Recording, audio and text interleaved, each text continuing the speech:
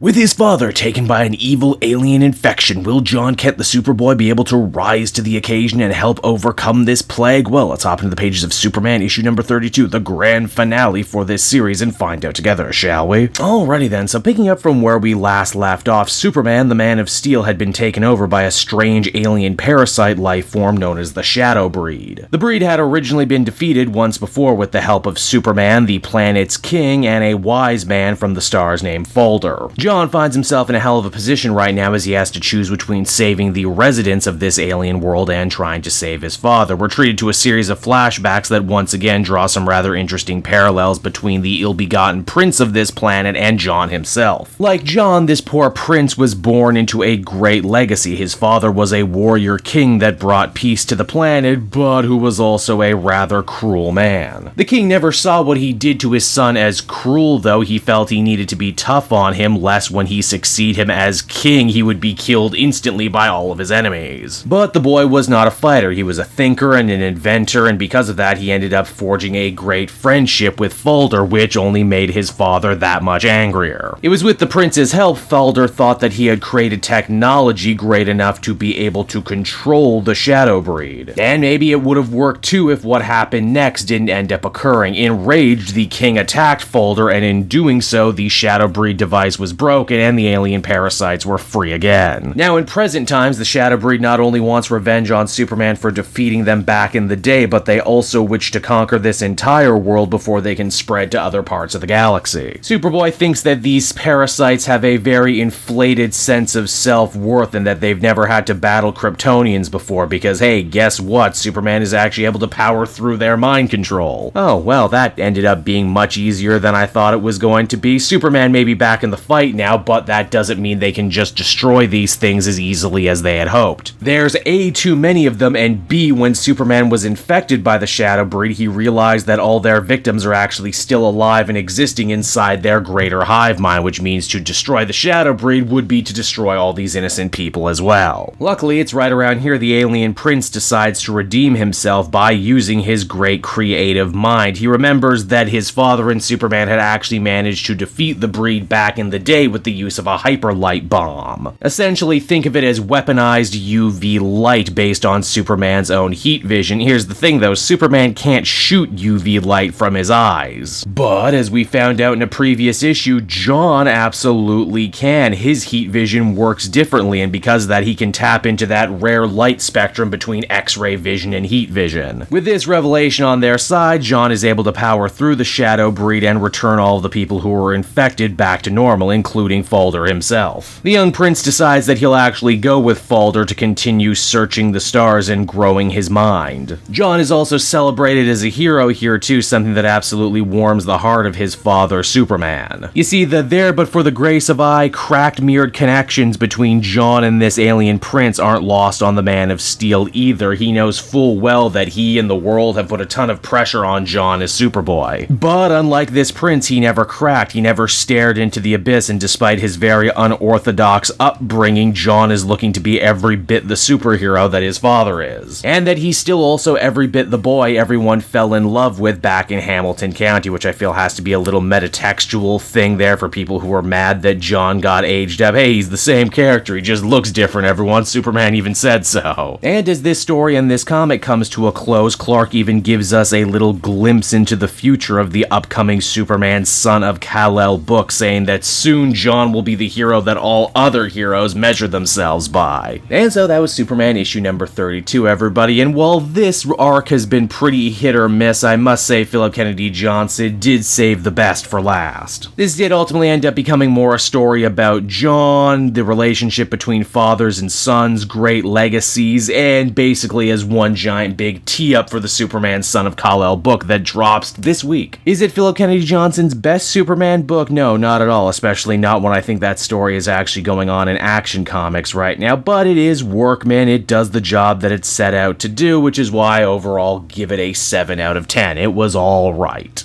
Hey there everyone, Cape Joel again, and I want to thank you so much for watching to the end of the video. As always, if you liked what you see, be sure to like, subscribe, comment. It really helps drive engagement and helps me out too. Also, if you are a patron, which you can become for as little as $1 a month, you will get exclusive content that no one else can ever see, and you'll get to see the Comic Multiverse podcast before anyone else too. You can check out all this and more down in the description. And until next time everyone, this has been Cape Joel, and I'll see you all next time. Cheers.